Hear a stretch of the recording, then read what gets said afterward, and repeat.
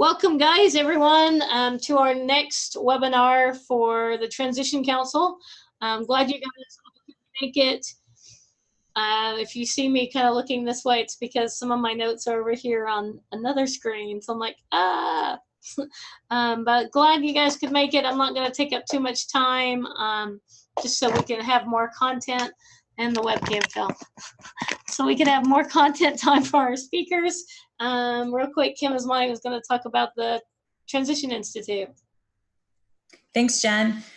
Good morning, everybody. We're so excited to see all 15 of us here so far. Hopefully that number will grow as the time goes on. But just wanted to share real quickly that registration for the 14th Annual Oklahoma Transition Institute is open and has been open for a couple of weeks. It will be closing in a couple of weeks, so we need to make sure that everybody gets registered. We are doing it a little bit differently this year with having to do a single day, but holding it in 2 locations at the exact same time. So you will see we have it in the Oklahoma City location at Moore Norman Technology Center, South Penn, and the Tulsa Tech Center in Owasso.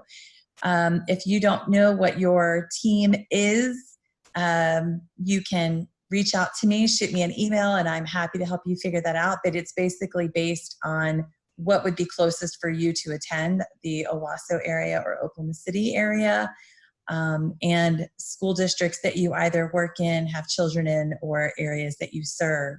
So we're really excited about all the speakers that we have coming. And if you have a chance and you can't obviously memorize and or copy that link, just Google Oklahoma OTI. It'll take you right to the registration page. Thanks, Jen. You bet. Thanks, Kim. And like I said, if you guys open up the group chat, the link is there as well. So look forward to seeing everyone. Are you guys ready? Let me stop my share. Oh, I believe so. Do you see our PowerPoint, Jen? No, I got to get to my stop share. There we go. I see it. Does everyone else see it? Jen, are you going to be on chat just in case? Oh, there's someone chatting. Yeah, I have the chat in case people want to write questions in for you guys. Okay. I'll go back. I'll open up my video cam and maybe I'll put a question mark.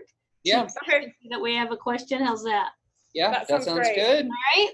So if any of you guys that are on, if you have a question or whatnot, if you'll just type it into the chat, and then I will kind of give them a signal. So other than that, you guys take it away. Thank you, Jen. All right, so hi, I want to welcome everyone to the webinar today. This is Kendra Williams, DM, so we'll kind of introduce ourselves on the next slide and you can sort of tell whose voice is whose, hopefully. But I definitely want to thank everyone today. I'm really excited about this project and this webinar and really looking at how some innate teacher biases that we have actually do affect us when we're doing transition planning and working with our students, especially those students from different cultures and who have different linguistic backgrounds. So welcome everyone today, and we are very glad that you have joined us. So I want to just real quickly let you know who is visiting with you today. Again, my name is Kendra Williams, DM. I am the bottom picture down there. I am currently the director of the Zero Center here at the University of Oklahoma and also the director of Sooner Works, which is an inclusive 4-year post-secondary education experience program here at the University of Oklahoma. So I'm going to let Belkis and Joshua introduce themselves and we'll get started. Go ahead, Belkis. Hi everyone, my name is Belkis Praslin. I'm a 3rd-year doc student at the University of Oklahoma. I work with the Zero Center. And I've historically taught in very diverse cities and within groups of population, groups of students, sorry. And I hope that what we're able to present today is practical for teachers. Yes, good morning, everyone. My name is Joshua Pulis. I too am at the Zero Center. I'm actually a 4th-year doc student, so I'm actually in my final year of doctoral studies, currently on the job market, which is pretty exciting, but I get the opportunity to work with all these fabulous colleagues of mine and disseminate wonderful practical information to ensure that what you're doing with your students with disabilities is going to help them succeed for, the lifespan. So I echo what Belka said. So hopefully today we can give you some really great ideas when working with students with disabilities from culturally and linguistically diverse populations. So let's just dive right in. Today's agenda, it's pretty easy. We're going to give you some background information in relation to what we have seen through the years regarding CLD populations and how they have grown, the prevalence of CLD populations in the school environment, and what the literature says about teachers working with those population of students. And then from there, we're going to provide you with some really practical activities that you can do. We have divided it into teacher and staff activities. So things that you can do with your colleagues to help you kind of overcome those biases, those inherent biases, and then what you can do actually with your students to where they can start learning about diverse backgrounds of their peers in the classroom. And then we will also end with resources for you, a number of resources, readings, some videos, and some peer review literature that you can look at that will further your knowledge when working with this population of students. All right, so quick little icebreaker here. And of course, you can definitely see that diagram that is up there. So let me ask the question, and maybe some of you are willing to take, or is everyone automatically muted, Jen?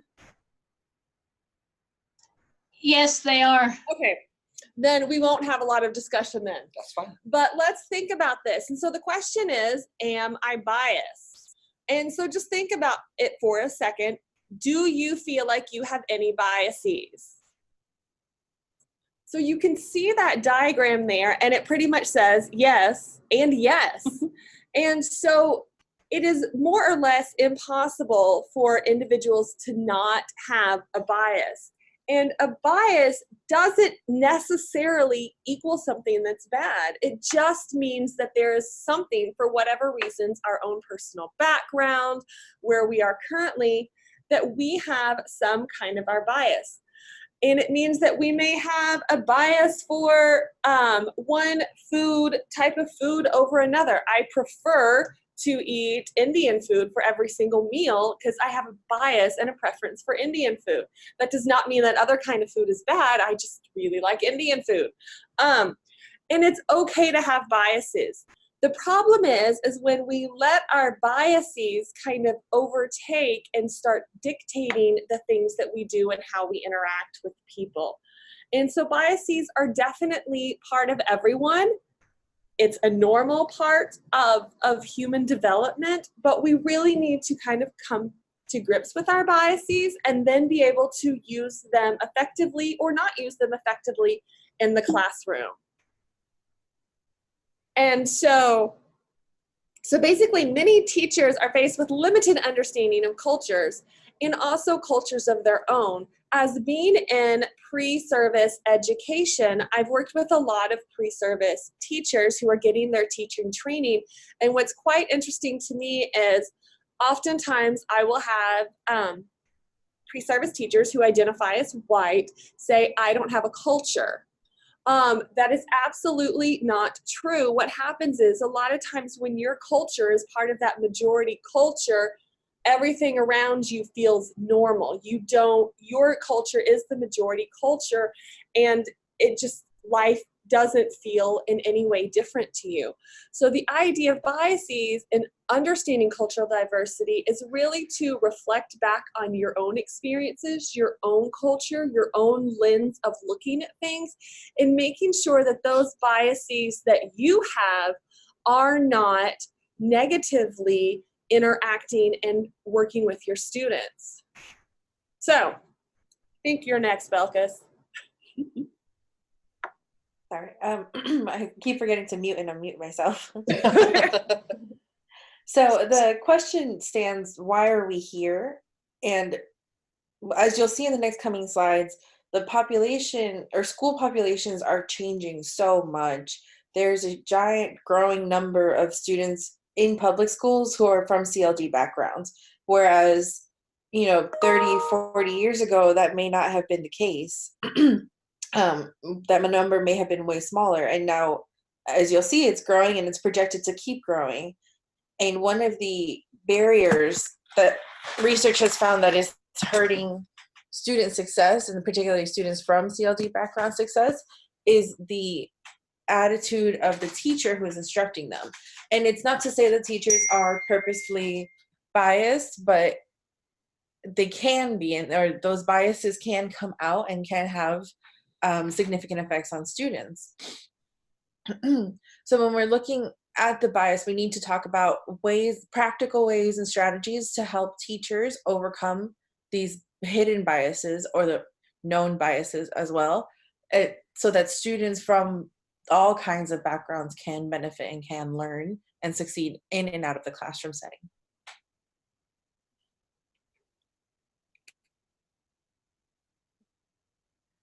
So in the United States, I looked at public school enrollment only.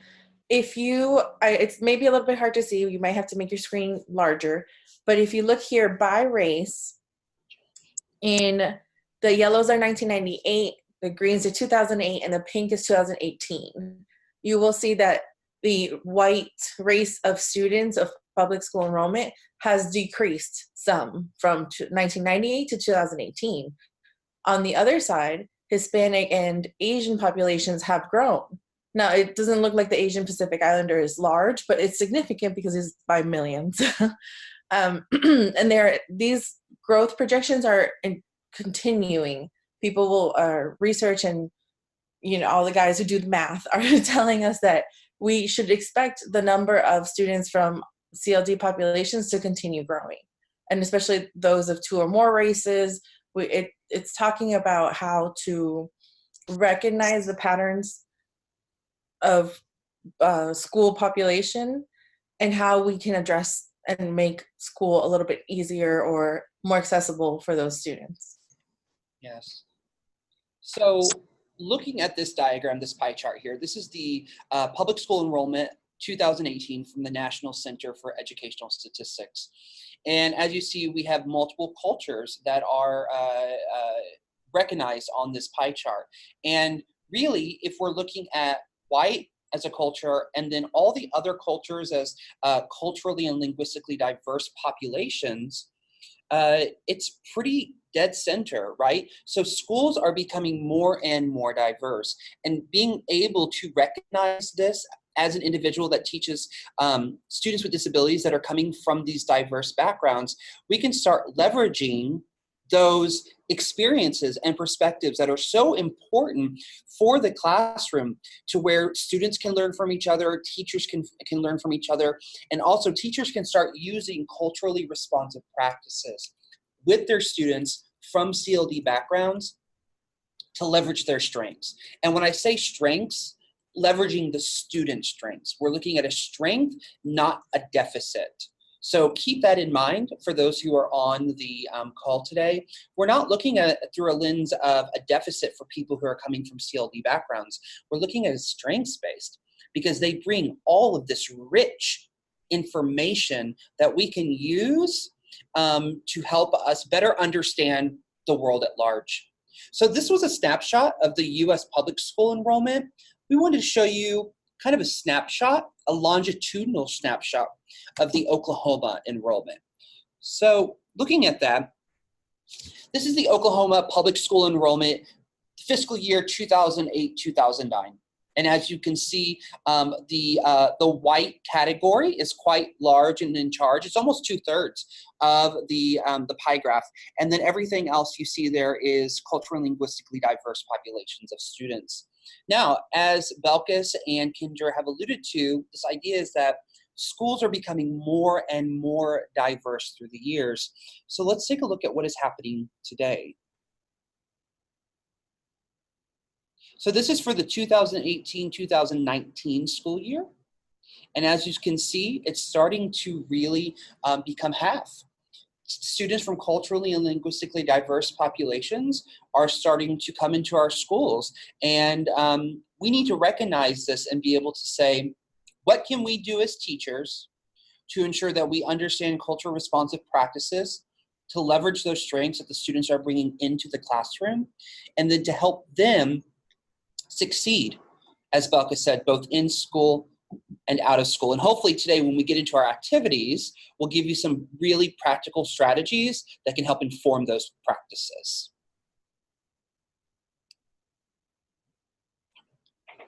So as Joshua just presented, the school population is really, of students, is really becoming more and more and more diverse in terms of not just the students and their ethnic background, but in terms of the increasing ethnic diversity within those populations. And so if you kind of go back a slide and you look at just the Asian population, what used to maybe be predominantly one source of ethnicity from the Asian population is now filled with a lot more various ethnicities, whether it's Chinese, Japanese, Korean, Singapore. I apologize, I'm not familiar with all of my Asian ethnicities, so I probably should have picked on a different one. But a lot of those groups within those are becoming a lot more diverse as well.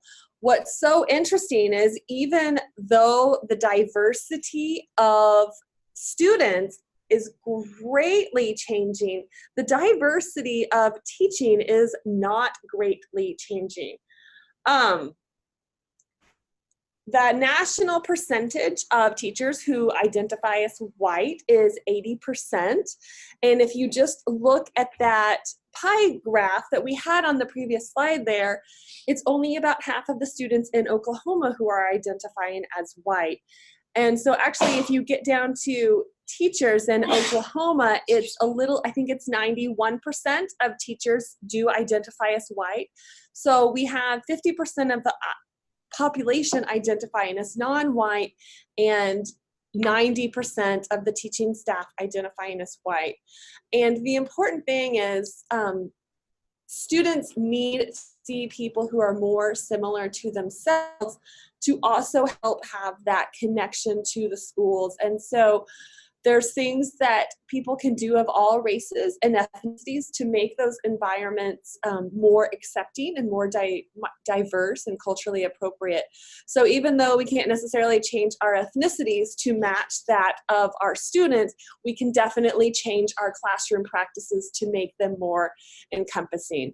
There's also a lot of things that educators do that makes they do it unknowingly, and they do it to actually perpetuate and support some ideologies that we don't necessarily want to happen. And so I will tell you a story of my own back from my days of public school teaching that was a really big eye-opener for me. So my first year teaching, I was teaching in South Texas.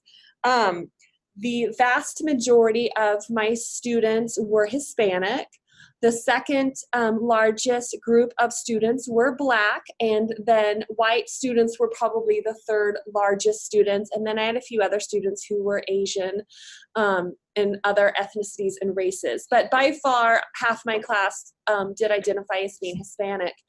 And so I was working with one family on their transition plan, and their daughter had an intellectual disability. And in my mind, their daughter was the perfect candidate for someone to be more independent with an intellectual disability, to go live in a group home, to go have a job. And so in trying to build the student's transition plan, I was really pushing what I thought that's what everyone wants for their kids. Everyone wants their kids to move out of their house. Everyone wants their kids to have full-time employment. And it was a really interesting transition for me. Let's just double pun the word transition there. Yeah. But it was a really interesting transition to me to realize that from my white middle-class background of kids go to college when they turn 18 and go get a job was very different for this family. And so the girl that I'm thinking of was a first generation Mexican American. Her parents migrated from Mexico when she was about 2 years old. So I guess that doesn't really make her first generation. I don't know all those rules. But anyway, it was really interesting to me to learn some of that culture, that the parents had full anticipation of having her stay at home with them, because it's very common in the Hispanic family, especially for girls, to stay in the home with parents until they are married. And in her case, probably would never be married. And so parents fully accepted the fact that they would have their daughter with them. And that was a learning experience for me, that you can't assume that this is the typical American experience, and the norms that may be from your culture aren't the norms of another culture.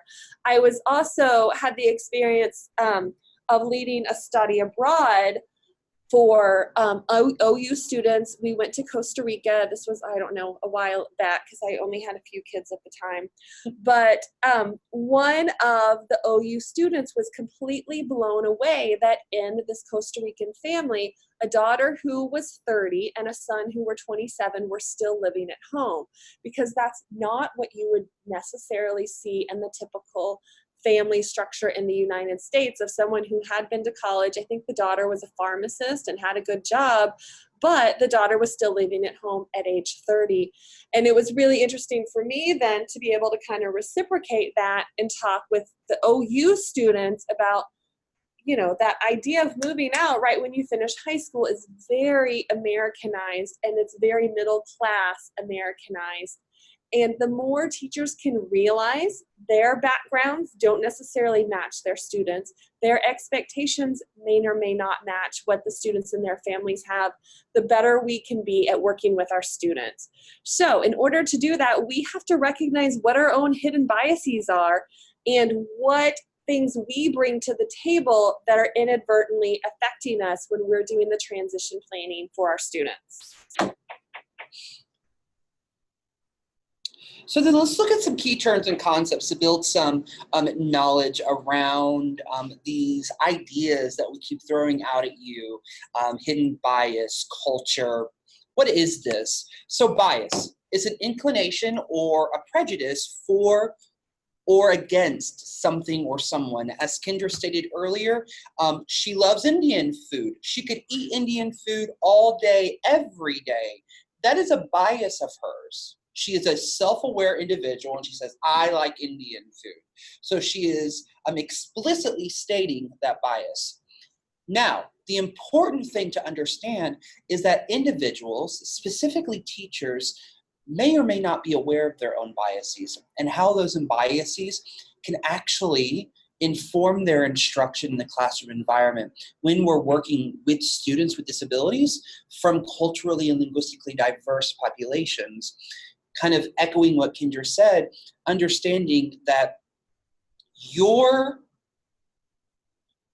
the recognition that you are looking at something post-secondary for the student that you're working with may not be something that's even an idea of the parents, right? Understanding that that is maybe something that's culturally different. So keeping that in mind is super important. Now, biases are not inherently bad. Belkis did speak on this earlier. They are not inherently bad. They become bad when we don't recognize them and how they can inform the practices that we do in the classroom environment, and where we can start impacting student instruction, where we can start impacting student success. That's when they become bad. So hopefully today, we can start kind of having this vulnerable conversation, this really rich dialogue around biases, and being to really start putting them out there in the world, because if they're not spoken about, that can be a huge issue. The next key concept is culture. And through the literature, culture actually has many definitions. So we kind of aggregated the overarching types of definitions that many prominent authors have written about. It's a shared value and typical behavior of a group of individuals. And those individuals commonly use language or dialects, colloquialisms within that population or culture of individuals. There is no nonverbal communication and signals. I can tell you, here at the Zero Center, we are our own culture. We are a culture at the Zero Center, and there are things that we can non-verbally say to each other and communicate like that, and things are getting done. But if we take that outside of our culture that we have created into another classroom or another building on campus, what we non-verbally communicate may come off as inappropriate or wrong or different, right? So understanding that populations do have nonverbal cues that they have grown accustomed to. Awareness of one's cultural identity, that is really big. And as Kendra said, sometimes individuals that come from a dominant culture don't recognize that they have a culture at all, because that dominant culture is the one that's making all the rules. It has now been normalized. But understanding that the United States is filled, I'm going to use the cliche melting pot of individuals, but I think it's important because we are a melting pot of individuals in the United States, and understanding that and knowing that if we can take the dominance out of one culture and leverage the strengths and the diversity of other cultures, we really become united. And then also thing which in the culture is that we have worldviews that we share, or general perspectives or ideologies. So as Kendra said, coming from a background of leave school, you go to college. That is something that her culture taught her, but it may not be necessarily something that another culture recognizes as an important milestone for their kiddo. So being able to really speak on that is important. Cultures can change based on age and location. An individual can have or belong to multiple cultures. And then last but not least, pedagogical practices of education. So the teaching instruction, the way we instruct our students with disabilities from CLD backgrounds, can be impacted by social, racial, economic, cultural hierarchies, the concentration of power and control and oppression.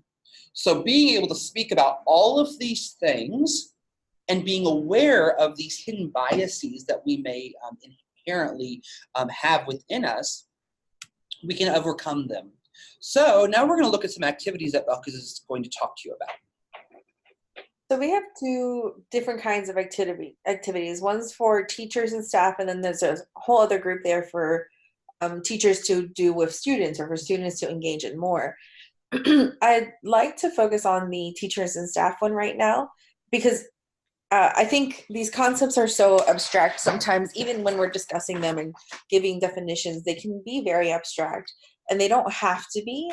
A lot of recognizing biases and addressing these issues of biases, it comes with awareness training and self-awareness.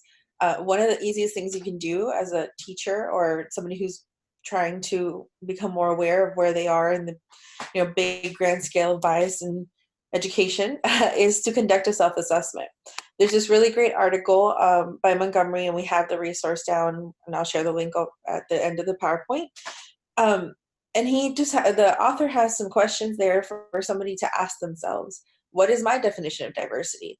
Do the children in my classroom and school come from different backgrounds? And if one of those answers is yes, or if even one student does, then are you addressing that student in a specific way? Are you having them engage? Are you asking them for their perspective or trying to learn their perspective? You just ask yourself these questions. And the best thing I loved about this article was that it's not just about asking yourself the question, it's about reflecting on your answers and the reasons why you gave those answers. It's all a one-sided conversation because you're talking to yourself the entire time. But when you take the time to reflect on what your current beliefs are and what your current practices are, it can inform a lot of what you will do in the future and the actions and steps you will take going forward. It's one of those, you can't unlearn something. So once you become self-aware of where you are and how you are acting and proceeding as an instructor, then you can then decide to do something different, to change practices, to keep going with things that you think are working really well. But you can't unlearn the fact that you know you are biased and which biases you may or may not have. Okay, now let's look at self-reflection on culture. I want you to think for a moment, for those who are participating in the webinar today, kind of reflect, what is your culture? What are those norms that are based on the culture or the foundation that you grew up in? Do you have those nonverbal cues that we were talking about earlier? So just think about that. So to become aware that you are indeed deeply rooted within a culture, visit a community or society different from your own. I think it's interesting. I taught in Oklahoma City Public Schools prior to becoming a PhD student here at OU, and the environment in which I taught was 93% predominantly Hispanic and Latino, and I think I was shell-shocked coming into my first classroom environment. I was thinking, man, I have a lot to learn. And this is a true community that I respect, and I need to leverage your strengths. So I need to kind of dive in. So really going into that community and learning all that I could about it helped me become more aware of my own hidden biases when working with different cultures. Really try to reflect on how and why your community or society is different if you are still within the same structure, so type of state or country. And something I want to kind of have you consider is that you're doing this with a partner or a colleague. You're having these open conversations, so it can be vulnerable and it can take time to really kind of pull off the surface level stuff and kind of dive deep into how you feel. So when you're actually having these conversations with someone, make sure it's someone that you trust, that can actually speak openly with you, and that they can provide you with constructive criticism, right? Because we're all on this path of learning. We're kind of all students of life. So understanding that. Another thing that you can do when you're looking at the lens of self-reflection on your own culture is, what do you value most in life, and determine from where you derive those beliefs. So me as an individual, I value education. I think education is very important. Kind of have to take a step back and think, well, why is that important to me? Where were those beliefs influenced and shaped and conditioned as I was growing up as an individual? Is that part of a culture? Yes, it surely is. And then consider your own cultural stance and how that stance impacts the instructional practices when working with students with disabilities from CLD populations. Understanding that we as teachers, predominantly white teachers in the state of Oklahoma, have a huge impact on the students that we work with, specifically transition practices, and knowing that one culture may value postsecondary education at a 2-year or 4-year university, but another culture may not. And being able to have that conversation and to recognize it is important. So there's a lot of things that we can do to help kind of foster that learning about other cultures and learning about cultural reciprocity and those kind of concepts. And one of the biggest things we can do is just talking about it. So having open conversations with people that we respect, people that we feel comfortable around, and really talking about it. In fact, face-to-face and verbally talking about things are imperative to learning about other cultures, learning about how we can best work with other people, learning about what they want. In fact, I was at a meeting just yesterday and we talked about how building trust is so imperative, and the best way to build trust is just by physically spending time with people, getting to know them, getting to know what makes them tick, the things that they like to do and don't like to do. So the more we can do as teachers to get to know our students, get to know the families of our students, the better we are going to be able to serve them given all of their different backgrounds. And the other part is being open to listening from your colleagues from other cultures and background and from those parents. And so when we are open to listening to what they have to say and learning from them, then it just makes a better environment. being open, not becoming defensive. And so we've all made mistakes in teaching. I'm sure that all of you out there can probably think of a dozen things that you go, well, that was nice to try, never going to do that again. I feel like I do that weekly. Yeah. But all of those things are totally normal. And so maybe you go and talk to a colleague about what happens. And so in the example that I was giving earlier, when I was working with one of my families and I was totally blown away, this is, you know, my 22, 23-year-old self, that the family didn't want their child to go live in a group home.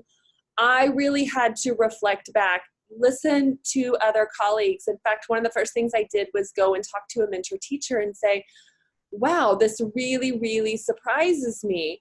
The mentor teacher that I went to talk to was also identified as being Hispanic, and she actually laughed at me and said, I can't believe you brought that up. And I'm like, well, why shouldn't I bring it up? I think the student is perfect for living in a group home situation. But she very much understood the culture and was like, well, I understand you for bringing it up, but yeah, I just would have never brought it up. And so in talking to her and talking through the mistakes I made and listening to what she had to say and learning about, you know, the Hispanic culture, and especially in this case of having families who had just immigrated from Mexico, really helped open my eyes to the fact that what my bias is and what I think people should do after high school and everything that I was prepped for in really is not necessarily reflective of all cultures. And so having that open mind and open attitude is imperative as you start to look at your biases and reflect on them. I also just want to chime in really quick before we move on to the next set of activities. Something that you can do with your colleagues that I found helpful as a first year off the ground novice teacher was this idea of a focus walk. Many of the teachers I worked with at the school I was teaching for were Hispanic. So they were part of the culture, the predominant and dominant culture in the school setting. And I would always come to them and I would say, what are you doing in your classroom to kind of leverage that culture and those perspectives from the students that you're teaching? And something that I found very helpful was actually scheduling time during my plan or my off time to go into those classrooms and actually just be an observer and just watch and take notes, collect some data, if you will, to figure out what was taking place in that class that I could transfer into my own classroom to better be more aware of the culture that I was teaching and to kind of open up the environment as a safe and a respectable environment per that culture. So that's another thing that you can definitely do. And I valued it. It was quite valued, and it really helped me grow as a teacher. All right, Belkis is going to talk now about some things you can do in your classroom. So one of my, Joshua, if you go to the next slide, Yes, one of my favorite activities to do with students, and I try to do it at the undergrad level too when I teach a course, is as a very simple activity where you ask your students to write down or think of the first 3 words that describe them. So you would just say, pick 3 words that you think describe you best. And for me, it would be the Hispanic woman educator, right? For Kendra, those words might be different. For Joshua, those words might be different. And even if all of us, for some reason, chose the exact same 3 words, more than likely, we are choosing them for different reasons. So the next thing you would do is have your students talk about those words, share with their partner, share in a group, share all group, entire classroom. And the question you're asking is, how are they different? Why are they different? And is there a specific reason you chose those words? So for me, Hispanic woman educator is the way I tend to view a lot of things that happen in my life, is the way when I read news or take in a show or what my colleague has said to me, I'm usually perceiving those things as a Hispanic woman educator before I perceive those things as a daughter. If you are a mother, you choose the words that you are likely to choose to describe yourselves are the lenses you tend to take information in. And if we're taking information in very differently, so Kendra and I don't have any kids. Kendra has 6 kids. We could take things very, very differently and from very different perspectives. But there are connections there that we can make, and having this very simple activity to do with students to talk about the differences we have are, it's extremely valuable in a classroom setting. And it also, especially if you have materials that are more abstract or a little bit difficult, or if you're just reading something and in an English class, if you're reading a story and you say, well, what about your 3 words helped you understand what happened in this story? And why did you think about it differently than John over here, who had very similar words to you or had very different words to you? You can expand this activity a lot, or you can just have it as a safe space activity to say, we all have different words to describe ourselves, but we're all in this classroom together for a reason. There are different ways to approach this activity, but it's actually one of my favorite ones. Joshua, if you press the button, please. Yeah, I wanted to add on too, just because I talk too much, but I think that the example that Belkis just gave is really, really telling about the lens in which people look through. And so Belkis is absolutely right. Pick the first 3 words that come to your mind to describe you, and mother would absolutely be one of the words that I would pick to describe me. And those 3 words really talk about the lens in which you look through things. And so as where Belkis is really, her Hispanic culture is absolutely imperative to her, and it's a huge part of who she is. It was the first word that she used to describe herself. Me identifying as white would not even be in the top 3. And a lot of that has to do with the fact that I do come from the majority culture, and it's the dominant culture. So I don't feel the need to use that to describe myself, because it's almost the assumed culture that you are if you don't otherwise say different. Right. And so instructional methods like these, teachers can use them and tailor them to suit the setting, the students, the subject. But if all of the students in the class pick that they're male or female first, and it's like, well, what about your male description is different than his male description, or something like that? It could be very opening to the class, and just enough for people to be aware that there are differences that should be addressed. All right, so the next 2 slides, this is Joshua. I'm going to speak on some instructional ideas that you can start using today or tomorrow in your classroom to kind of start leveraging those culturally responsive practices with the makeup, the variety of students that you serve. The first one can be journal writing. This can provide students with opportunities to leverage their own culturally and diverse backgrounds when working on specific assignments in the classroom environment. So for instance, if you're working on a book, they can start connecting their own backgrounds to the text that you're reading. And from there, they can share in small groups to their friends and peers that may come from different cultural backgrounds and makeups, which then can afford peers an opportunity to gain perspectives on the topic. Understanding that my perspective may be important, but your perspective is just as important, and I'm going to learn something from that, which ultimately our hope is going to teach empathy and compassion for others, right? Another really cool thing that you can do as an instructional idea is open-ended projects. You can allow students to contribute to classroom projects at their varying levels of ability, right? So you can group students with high, low, medium achievement ability and allow them to participate with what they're capable of doing. And then they can embed their own experiences by connecting to what they have learned via the instruction in the classroom. So the really great thing about these instructional ideas is that you can definitely modify and adapt for the students that you serve, but keeping in mind that the end goal is that students are going to learn about other cultures, other perspectives, and other backgrounds, which is super important because we know the world is made up as many, many, many people. As my father likes to say, it takes all to make the world go ground. And when we start learning about other cultures and backgrounds and disability, we start respecting that. And we start belonging to a community of all instead of siloed communities or cultures not working together.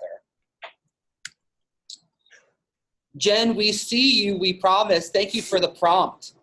Another really great way to foster an interactive classroom is cooperative learning groups. Bring students together from varying backgrounds. So be intentional about your group makeup of the students that you serve.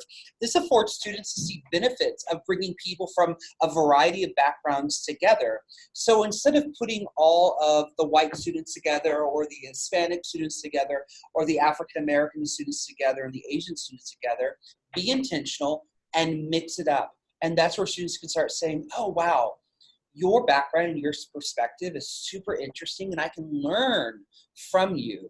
So, and then a common goal is worked on and respect is fostered through ongoing conversation within that. So showing that even though we're all from different cultures and makeups, when we come together, we can actually work toward a common goal and actually probably make an impact by actually concluding with that goal. One more thing that you can do is guided and informal group discussions within your classroom. This provides students to work together and learn from each other's experiences. So teachers can first model these expectations and then gradually release this control to students. And how do we do that? Well, that's done through an explicit and systematic approach, through the I do, we do, you do, right? So teachers can first, through the I do way of showing, this is how we speak to people respectfully and with compassion and empathy from different cultures, and how we can leverage and learn from their unique perspectives. From there, they can start doing a gradual release and doing it together. Let's all do this now. And then putting groups together in that multiple faceted makeup that we spoke about earlier, and allow the students to do it on their own with the teacher monitoring and giving, positive praise or error correction. What's great is that students can now connect their own background to what they have learned and kind of discuss it within their groups, right? And from there, we've built a community of respect in your classroom. This is going to help students kind of grow up and wanting to be a part of all cultures instead of maybe the dominant culture in which they come from.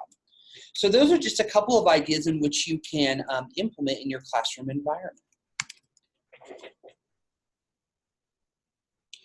Belkis, now, yep, sorry, Belkis, go ahead. No, I was talking without my mute again. Oh, okay. So I wanted to go over some of the resources we have for you guys. We tried to pick the things that were most practical to implement within your classrooms and yourselves today, tomorrow, like Joshua said. But there are definitely many more things that teachers can do. The reading by Montgomery, Creating Culturally Responsive Inclusive Classrooms, has not only the research background, but has so many great things for teachers to do within that article. I highly recommend reading it. The self-awareness activity for one to do with it oneself was part of that, and also a lot of these forming discussion groups and smaller classroom activities could also be implemented. There's also Project Implicit. It's a really great website, and it looks at the implicit biases, thoughts, and feelings that individuals may have, and it's through these really interesting tests that you do. It's a great website to play around if all the time teachers have in the world. If you have time for your classroom to do this or for you to do this, it's a really cool activity to do, and then you can look at what your kind of hidden thoughts, because this is interesting website. We'll talk to you about race, gender, sexual orientation, and other such topics. We took it ourselves when we were looking up different resources, and I think a couple of us were surprised at specifically the race and jobs one, the gender and jobs one, what our implicit biases were in that. There is also the Look Different website. It's a campaign to help open the eyes to all types of hidden biases. It's a really great one, and it's actually made, it's a lot more teen friendly. It's made through and hosted on the MTV website. And it talks about snap judgments, the importance of